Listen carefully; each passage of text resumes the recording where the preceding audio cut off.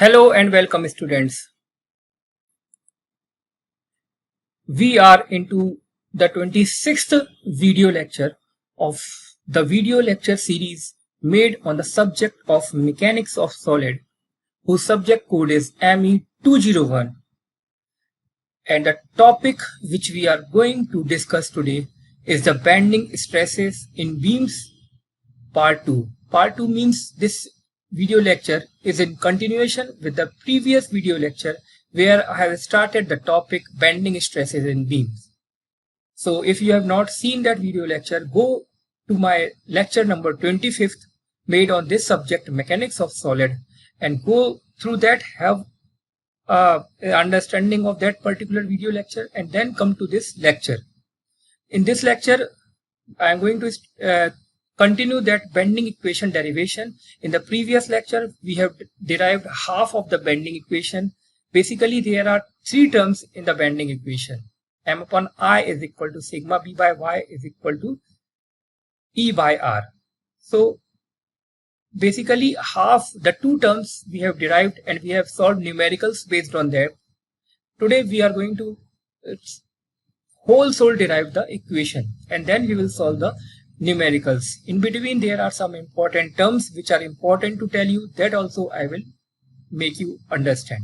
I am Shri Krishna Mishra, Assistant Professor in the Department of Mechanical Engineering, Suresh Gyan Vihar University, Jaipur. So students, let's start our lecture. Before starting the lecture, first of all, let's see what are the objectives of today's lecture. So the objectives of today's lecture are first to know about the bending equation. The bending equation is an important equation and we are going to understand what is bending equation first of all.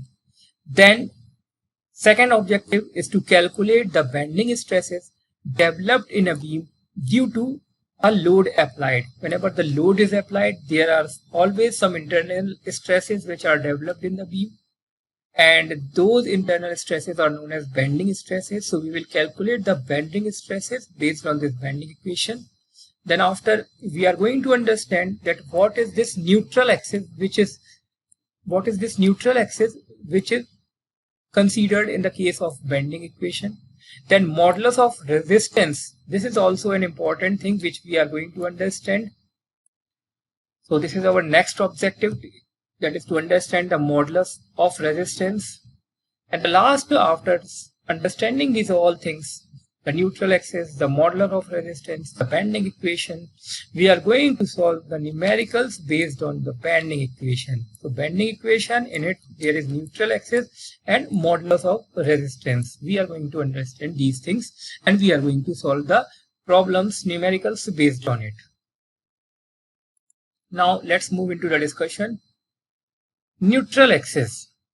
As I have already told you in the previous video lecture, students, that when a beam is loaded like this in the transverse direction, then what happens due to this loading, beam might get bend in this way. All right. And there are some internal resistance first of all which are developed in the beam. Those internal stresses are known as bending stresses, all right, which resist this load which is applied. And when this type of bending happens, always we consider in the bending equation we consider one term which is the distance, which is the distance from this neutral axis of the outermost fiber. So basically this, what is this neutral axis?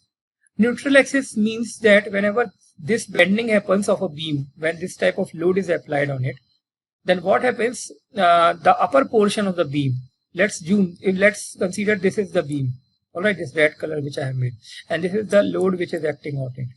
Then what will happen, this portion which is above this layer, this middle layer, this particular portion, let me highlight it with a green color.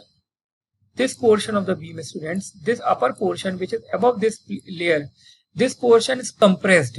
This portion is compressed. As you can see, let me draw in order to make you explain. When the beam will deform, it will look something like this. Let me zoom. All right. Now in this, students, you will see this upper portion which is above this neutral layer. This is getting compressed. The upper portion above this neutral layer is getting compressed, and the portion which is below this neutral layer, it is getting extended. There is extension in this upper portion. So what will happen? There is always a layer which is neither compressed and neither extended. This layer which is in between this compressed portion and the extended portion, this layer is known as the neutral layer or the neutral axis. And always we have to, whenever we use the bending equation or the equation to find the bending stresses, always what we write, sigma b by y in this way. Sigma b by y is equal to how much? Is equal to E by R. Alright. So in this equation, this particular term y is nothing but it is the distance of the neutral axis from the outermost fiber. Outermost fiber means, student, this particular outside surface of the beam. The distance of this outside surface of the beam from the neutral axis is nothing but represented as y. This particular uppermost surface is known as outermost fiber. In some cases we write it as outermost fiber. So the distance of the outermost fiber from the middle or the neutral axis is represented by a small y, and we have seen in the previous discussion that in order to calculate the bending stresses, we write sigma b by y is equal to E by R, where E is what? E is the same which we have been using till now. What is E? E is your modulus of elasticity, Young's modulus of elasticity. Alright. And R is what? R is if this beam gets bent in this way due to the application of this load, then since we can see that it has been bent in the form of an arc, now arc will be having some radius, arc will be also having some radius. So this radius of curvature of the beam when it is bended, this is denoted by capital R. So here R is what? It is the radius of curvature of the beam. Alright. So what is written here? Let's see. A little consideration will show that y into delta A, small area, this particular small area, is the moment of the area about the neutral axis. It is the, if you want to find the moment of this particular area PQ, how you will calculate the moment of this area? This area into this distance, will give you the moment due to this small area. Alright. Again, this sigma y into delta 8, what this will give to you? This will give you, since you have used the summation word, you have used this summation, means this will not consider only this small portion. This will consider the whole of the area. So summation y into del A, this will give you the moment of the entire cross section about the neutral axis. Alright. Now it is very obvious that the neutral axis of the section will be so located that the moment of the entire area about the axis is 0.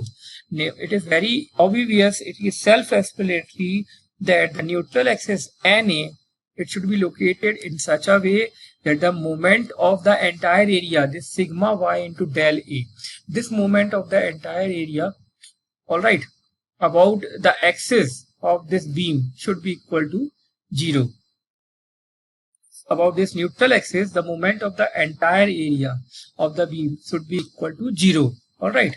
So we know that the moment of any area about an axis passing through its center axis of a section always passes through its centroid. One thing we also know that the moment of the area about an axis passing through its center axis always passes through centroid also. Now these two if both these terms are correct, one that the moment of inertia, moment of area of the entire area about the axis, about the neutral axis is equal to 0, and the second, that moment of area about an axis passing through center axis always passes through a centroid. This means that to locate the neutral axis of a section, this means that students, in order to locate the neutral axis of the section, first we will have to find out the centroid of the section. All right, and we will then have to draw a line passing through centroid and normal to the plane of bending. So it is very clear now, students, that in order to find this particular axis, neutral axis, you will have to first of all find that where is your point centroid, where is your center of gravity of this surface of the beam, where is this center of gravity of the beam, and then your neutral will be the horizontal line which will be passing through this particular centroid. All right, and this line is known as, this line will be known as your neutral axis of the section. This line will be known as your neutral axis of the section. So this was your all neutral axis discussion. Now the second important thing that you have to know in the bending equation is the moment of resistance. Moment of resistance. Now what is this moment of resistance? See, we have already seen that on one side of the neutral axis there is always compressive stress. This I have told you by drawing the diagram of the beam. This is the beam, for example, and this is the load, and if this is the neutral axis, then this top surface, student, this particular side, this there is compressive stresses, all right, and the bottom surface there is tensile, or we can say extension. There is extension. This means that there are tensile stresses in it. So there are stresses, these both stresses, this compressive stresses and tensile stresses, these both stresses, they form a couple, whose moment must be equal to the external moment M. They both form a couple whose moment must be equal to the external moment, that is capital M. The moment of this particular couple, which is formed by the compressive and tensile stresses acting above and below the neutral axis, this resists the external bending moment. This particular moment, this resists the external bending moment. External bending moment means like this. It will resist the bending moment here in this way. This is the bending moment which will be generated when the load is applied. And where it will be generated? It will be generated at the supports. So this particular moment, due to compressive and tensile resistance stresses developed in the beam, they will neutralize, they will resist the moment which is now created, this external bending moment. All right, now consider a small section of the beam. Again we are considering a very small section, this PQ section of the beam. Let neutral axis be your NA, let NA be your neutral axis. Now consider a small portion PQ of the beam. We have considered the small portion PQ of the beam section at a distance y from the neutral axis. This particular portion PQ, this is at a distance of y from the neutral axis. Now students, we have seen that the intensity of the stress in the layer PQ. Let me bring this diagram. The intensity of the stress in the layer PQ, in this layer PQ, the intensity of stress means stress per unit area. This can be given by the formula sigma is equal to y into E by R. Sigma is equal to y into E by R. This has been derived by the equation which I have told you, that sigma B by y is equal to E by R. All right. Now from this equation, this thing can be written. So we can write sigma is equal to y into E by R. So what will be the total stress then?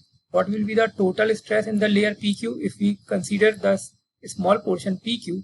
Since we all know we are considering the area of this small portion as del A.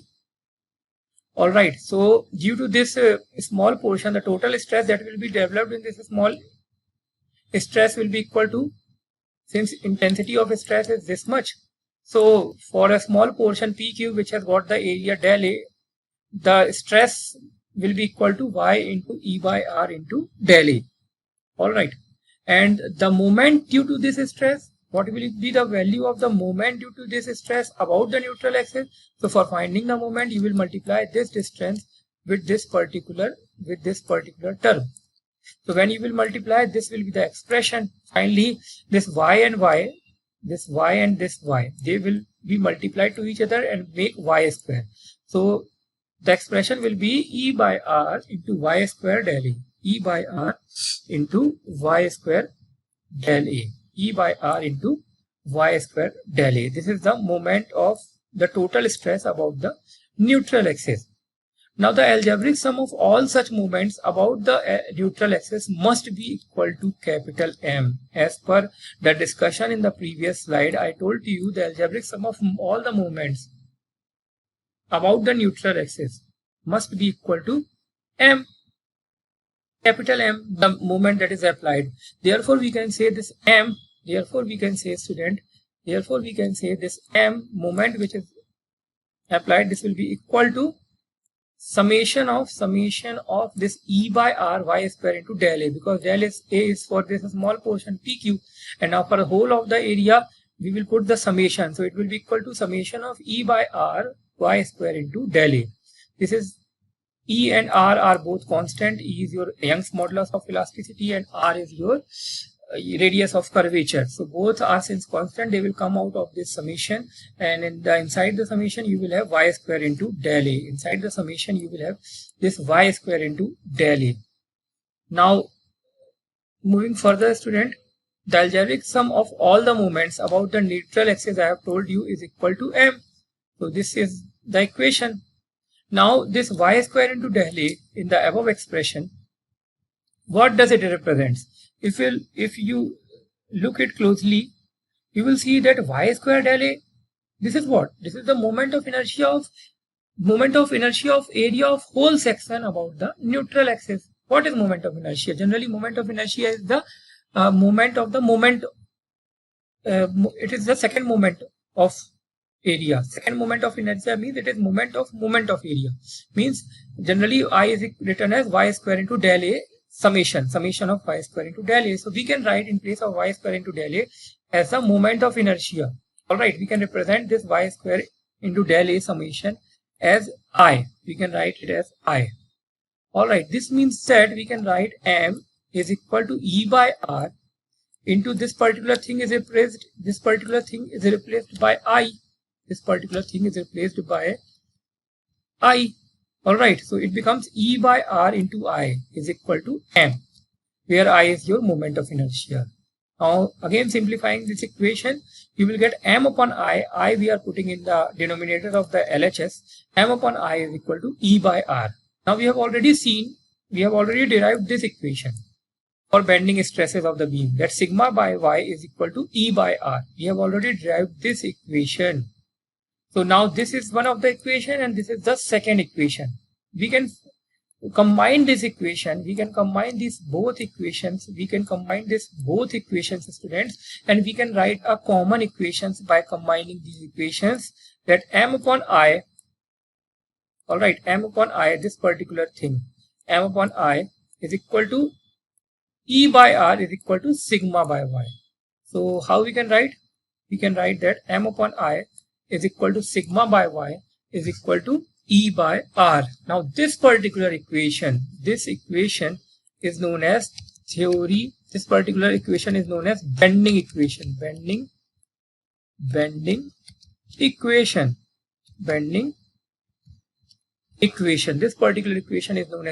equation, and it is very important equation in the case of theory of simple bending.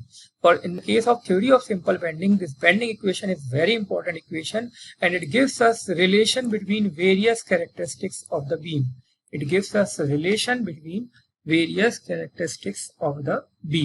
So I hope you have understood this bending equation, whole of the derivation of the bending equation. Now students, one more discussion that is important before going into the numerical, and that is the distribution of bending stresses across the section. So let's understand what is this. We have seen just now in the previous slide, that there is no stresses at neutral axis. This I have told to you, that there is no stresses in the neutral axis. All right. And in a simply supported beam, there is a compressive stresses above the neutral axis. Means if this is the neutral axis, student, if this is the neutral axis, here you will get compressive stresses. All right. And in the below portion, you will get the tensile stresses in the case of simply supported beam. Now we have also discussed that the stress at a point is directly proportional to distance from the neutral axis. We have also derived that sigma stress, bending stress, sigma by y, means this sigma is directly proportional to y. Means stress is directly proportional to distance from the neutral axis. Now if we plot the stress in a simply supported beam, we shall get a figure something like this. If we have to draw a diagram which shows the value of the bending stresses as we go far away from the neutral axis. So as I have told you, as we go far distance from the neutral axis, the bending stresses increases. Bending stresses means above you have compressive stresses and below you have the tensile stresses. So both are of different nature. So this way we can represent them. Here, as you can see at the start, the bending stress is less in the compressive stress area. Then it goes on increasing as the distance. It goes on increasing as the distance from the neutral axis increases. Similarly, similar is the case with the area below the neutral axis. Here also, as we move away from the neutral axis, the tensile stress that is acting in the beam, that is also increasing. All right, that is also increasing as we are moving. As a student, we are moving away from the neutral axis, the tensile stresses are increasing. All right. So this diagram will be used now in order to show the value of the change of the value of bending stresses. All right. So in a beam, now the maximum stress is either compressive or tensile takes place at the outermost layer. The maximum stress takes place, whether it is tensile or compressive, it takes place at the outside layer. Means it is very clear that the maximum compressive stress you will get here and the maximum tensile stress you will get here. Or in other words, we can say that while obtaining maximum bending stress at a section, the value of y is taken as maximum. Therefore, always y value which we are taking in the bending equation, it is always taken as the maximum value, and maximum value is the distance of neutral axis from the outermost layer. So always, if the diameter of a beam, if the cross section of a beam is circular, then we take the radius as the value of y, and in the case of a rectangular beam, if the height of the beam is y, if the height of the beam is d, we take the value of the distance from the neutral axis as equal to d by 2. Moving further, we have already discussed in the previous slide that the relation for finding out the bending stress on extreme fiber is m upon I, alright, is equal to sigma by y. This means that bending moment m, maximum bending moment m, can be written as bending stress sigma into I by y. Alright, from this relation we find that the stress in a fiber is proportional to its distance from the center of gravity. Alright, it's very clear. This means that y max means the maximum value of distance from the neutral axis is basically what? It is the distance from center of gravity of the section from the extreme fiber. So to make it very simple, generally y you will take what? Y will be the distance of center of gravity of the beam from the neutral axis. So here what we can write, sigma m, we can write m is equal to basically maximum bending stress, and y also is what? Maximum value of y. This means that I by y, we can change now this I by y, student, in this equation m is equal to sigma I by y. In this equation m is equal to sigma I by y, we can replace this I by y with some new term which is denoted as z, and z will basically what? Z will be your I by y. So we are replacing this I by y with z, where z is what? Z will be known as the modulus of section or the section modulus. Z will be known as modulus of the section or section modulus. What will be Z called? Z will be known as your modulus of section or section modulus. The general practice of writing the above equation is what? Generally, the general practice of writing the above equation is we always write m is equal to sigma into z. M is equal to sigma into z, like this way. We always write in this way. All right. M is equal to sigma into z, where z is what? Z is your section modulus. Z is your section modulus. So I hope you have understood what I am telling.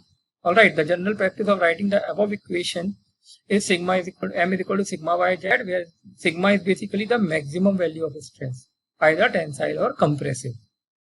Now, what we will do, if the section of the beam is symmetrical, students, its center of gravity and hence neutral axis will lie at the middle of its depth.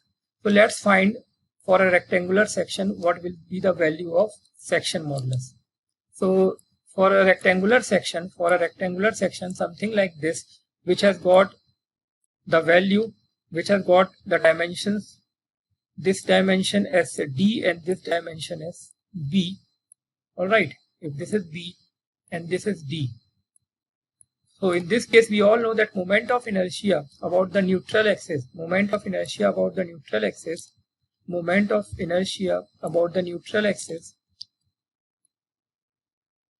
is given by I is equal to BD cube by 12. Always we take the cube of that dimension which is crossed by this axis along which we want to find the center of gravity. So I is equal to BD cube by 2 will be the moment of inertia about this x-axis.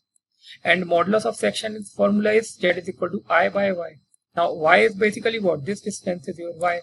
This will be how much? This will be equal to d by 2. So in place of y, we are replacing it by d by 2. And what will happen? This 2 will go upside. This 2 will go upwards and it will become equal to 2 by d. Finally, you are getting z is equal to bd square by 6. What you are getting, students? You are getting that z is equal to bd square by 6. Alright, so this will be the modulus of section for a rectangular section. Now the section modulus for a circular section. The section modulus for a circular section which has the diameter, which has the center like this. So we all know that the center of, we all know, students, that the moment of inertia of a circle, of a circular section, from about an axis passing through its center of gravity. This is the center of gravity. Center of the circle is basically the center of gravity of the circle. So if we want to find the moment of inertia about an axis passing through the center of the circle, then it will be equal to pi by 64 d to the power 4. All right, now section modulus is z is equal to I by y. This means that I is your, we can write I, we all know, pi by 64 d to the power 4 for the circle, and in place of y we can write this is basically your y, distance from the outermost fiber. This is basically what? This will be equal to d by 2. So for a circle it will be equal to pi by 32 d square. This will be the section modulus of circle, pi by 32 d square. Now if the circle is hollow, then the corresponding values for external and internal dimensions can be taken. Moving further, student, what will be the strength of a section? Let's calculate the strength of a section.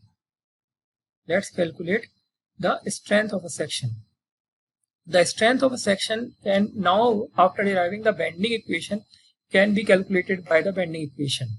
Strength of a section is also known as flexural strength of the section. The strength of the section is also known as flexural strength of the section, which means that the moment of resistance offered by it. Basically, what is it? It is the moment of resistance. Moment of resistance means this m value, capital M value, in this bending equation. This will give you the flexural strength, or in other words, moment of resistance. All right, of the section. So m, how you will calculate? M can be written as sigma into I by y. M is equal to sigma z. All right. So it is just obvious that the moment of resistance depend upon one, the moment of inertia of the section. All right. One thing is very clear, that moment of resistance depends upon moment of inertia of the section. Now a little consideration will show that the moment of inertia of the beam section does not depend upon its cross-sectional area. Moment of inertia of the beam section does not depend on the cross-sectional area, but its disposition in relation to the neutral axis. This is very clear, student, that moment of inertia of the beam does not depend upon its cross-sectional area, but it's how it is distributed in relation to the neutral axis. The third thing is that we also know that in the case of beam subjected to transverse loading, the bending stresses at a point is directly proportional to its distance from the neutral axis. This also is an important note which we have already discussed. And it is thus obvious that larger the area near the neutral axis of the beam is uneconomical. Alright, why keeping larger area near to the neutral axis is uneconomical? Because we have all seen that when a beam is subjected to transverse loading, the bending stresses is directly proportional to distance from the neutral axis. This means that the more bending stress you will get as you move away from the neutral axis. Therefore, we generally see that the beams which are used for making any buildings are the I-beams. I-beams are generally used because you can see that its neutral axis will be somewhere like this, and the stress diagram which you generally see is like this, in which the stress value is higher at the outermost fiber. Alright, this is the stress diagram. You can see the value of stress is more at the outermost fibers, more compressive load at the topmost fiber and more tensile stress at the lowermost fiber. Therefore, keeping more area somewhere here is very uneconomical. So generally nowadays, since designing has evolved to a very high extent, so we see such type of concept used in the products which we are getting nowadays.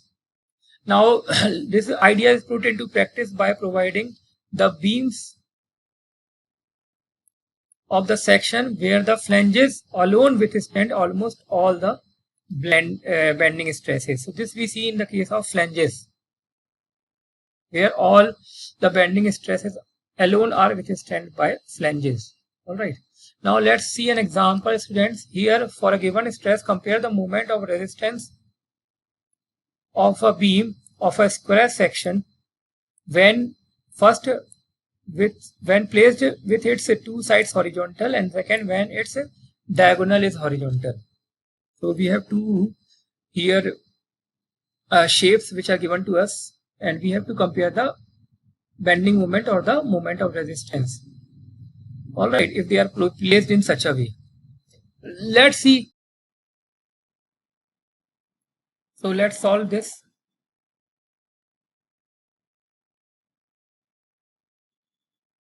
As in the question you can see, first let's consider this particular thing.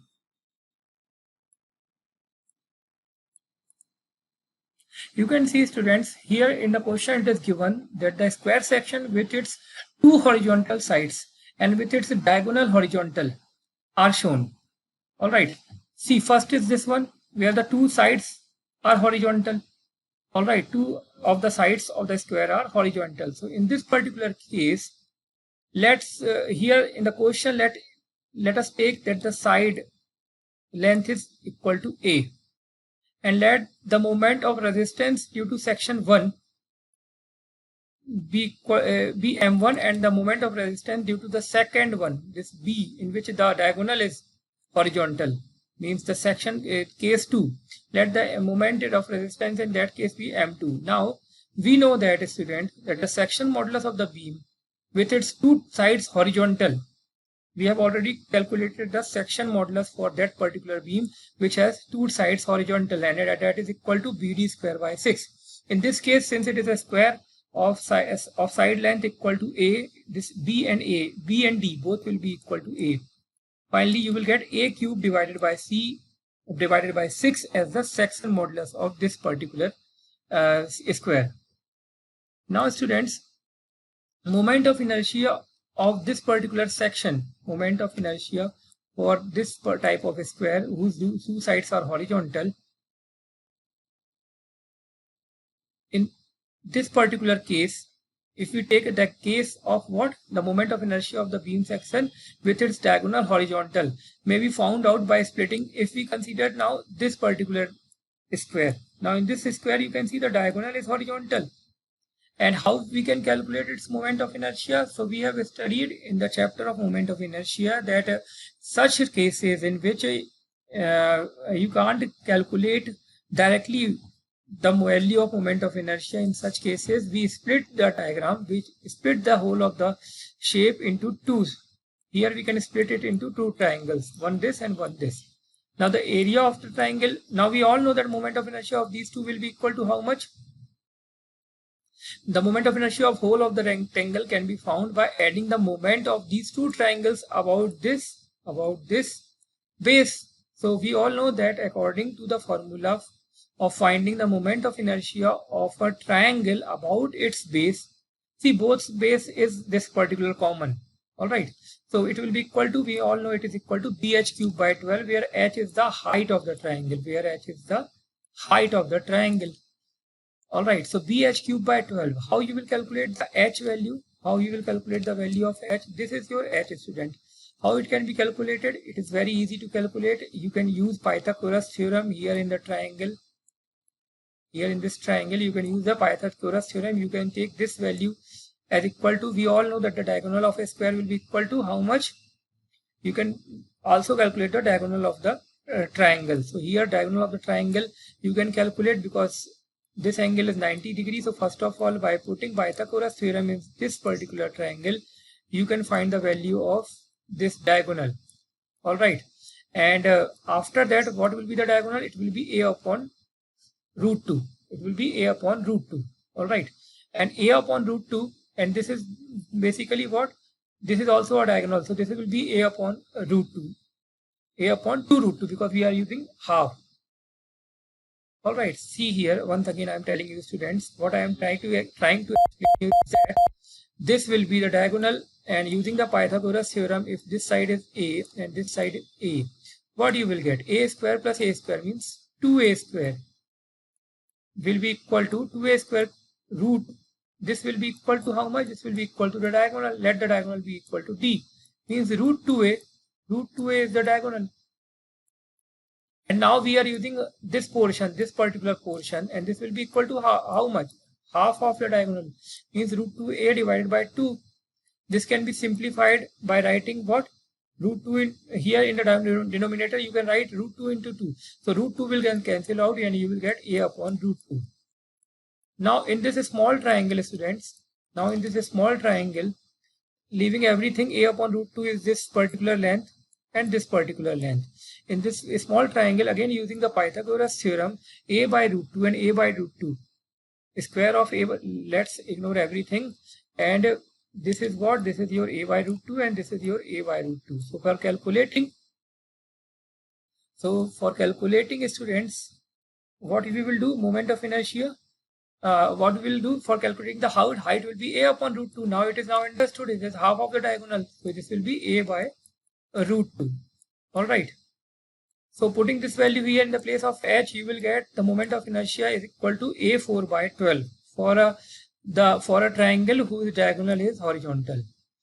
And what is the value of maximum value of y? So it is very obvious, this will be the maximum value of y, because this is the neutral axis and this is the outermost fiber, OA by root 2. Now what will be the value of section modulus here? Section modulus is equal to I by y max. So I, you have already calculated a4 by 12 and y max is a by root 2. If you will simplify, you will get this value as the section modulus for a square kept in this way, that the diagonal is horizontal, a cube by 6 root 2. So Z1, Z2 both we have calculated now. We all know that basically M is what? M is equal to modulus of resistance is equal to sigma into Z. So M1 ratio M2. Bending stress is same. Only the section modulus is changing. So sigma Z1 upon sigma Z2. This sigma bending stress will cancel out, and you will get M1 by Z1 is M1 by M2 is equal to Z1 by Z2. Z1 and Z2 value you have calculated. Put those values, and you will see that you are getting root 2 as a ratio of modulus of resistance of these two sections. Root 2. Root 2 is what? 1.414. So this question I hope you have understood, students. This is another example. In this example, there are three beams, students. They have the same length, same stress, and same bending moment. Now the cross section of the beams are a square, rectangle, and the depth. Rectangle's depth is twice the width, and there is also a circle. You can see here are three types of shapes. One is the square of A side. Second is a rectangle whose depth is twice of width, and the third is a rectangle of diameter d. The third is a circle of diameter d.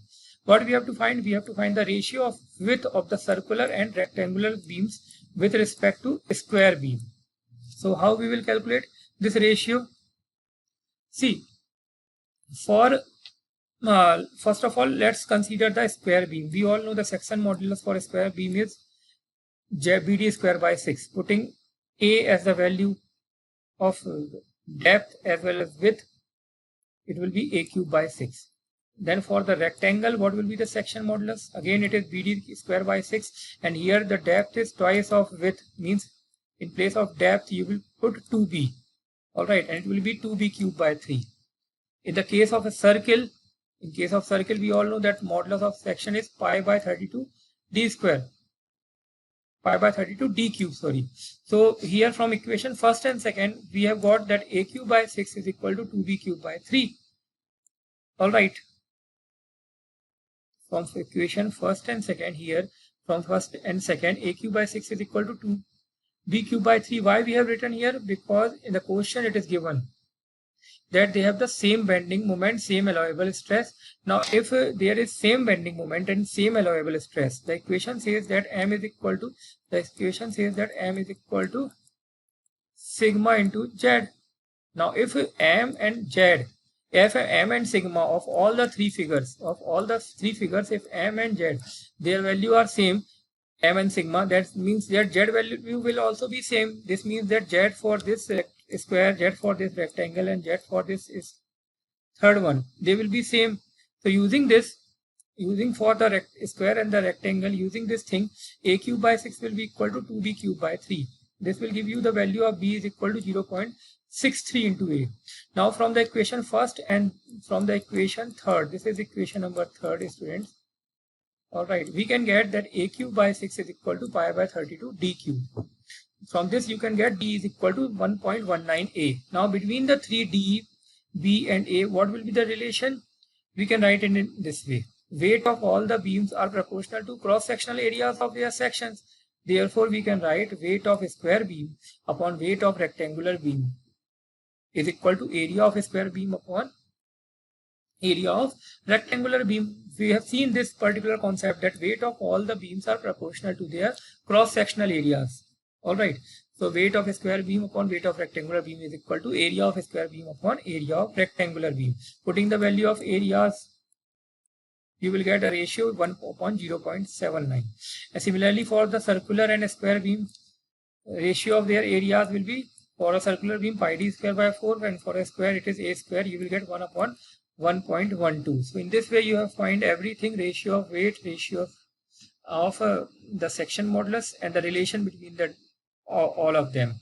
Now students, let's solve some multiple choice question in order to assess whether we have got the understanding or not. So starting with the first multiple choice question, what is the question saying to us? This is our first multiple choice question. Alright, and what is the question saying? The question is saying that a beam is said to be uniform strength if in all the options you can see that in the case of uniform strength, always bending stress is same at every section along its longitudinal axis. Along the longitudinal axis, bending stress is same at every section. Alright, so option D is correct. Apart from them, option A, bending moment is same throughout the beam. This is not correct. Shear stress is same throughout the beam. This is also not correct. Deflection is also not same everywhere. Only the bending stress is same everywhere. So option D is the correct option. Then second, stress is in a beam due to simple bending is dash. We all know that stress in a beam due to simple bending is directly proportional. So A is the correct option. Coming into the next multiple choice question. Question number 3, neutral axis of a beam always coincides with neutral axis with the bottom of the beam, with the height h by 2 from the bottom, with height h by 3 from the bottom, or with the centroid. So it is very clear, students. We all know that neutral axis passes through centroid. D is the correct option. Coming into the next fourth multiple choice question. Moment of resistance of the beam is equal to safe maximum bending moment to which it can be subjected. We all know it is basically the bending moment. Alright, so option A is the correct option. Coming into the next multiple choice question. What is the next multiple choice question, student? The next question is that in simple bending of a beam, the lower layer of the beam is, we all know that the lower layer of the beam is always in tension. This we have already discussed. So option A is the correct option. Moving further, question number 6. In simple bending, the layer at the center of the gravity of the beam is, so at the center of gravity there is neither compression nor tension. C is the correct option. Next multiple choice question, question number 7. When the beam is subjected to bending moment, the strain in the layer is dash from the neutral axis. So we all know that the strain in the layer is always proportional to the distance from the neutral axis. So B is the correct option. Next multiple choice question. One of the following is the bending equation. So upon 3 you can read out that M upon I is equal to sigma by Y is equal to E by R. This is the correct one. So option A is itself the correct answer. Ninth multiple choice question. When the section of the beam is said to be pure bending, when it is said to be pure bending, when there is constant bending moment and zero shear force. Always keep in mind, whenever there is zero shear force or whenever there is constant bending moment across the beam, then that case is known as the case of pure bending. Alright. Zero shear force and constant bending moment. Option C is the correct option. 10th multiple choice question. In bending of a beam, the neutral axis of the cross section is that axis in which the bending stress is. We all know that at bending stress, the bending stress at neutral axis is 0. So these are the multiple choice questions, students. I hope them. For your personal, for your self study, you can use any of the references given in the screen, students. For today, this much is enough. Thank you, students. Thank you and have a nice day.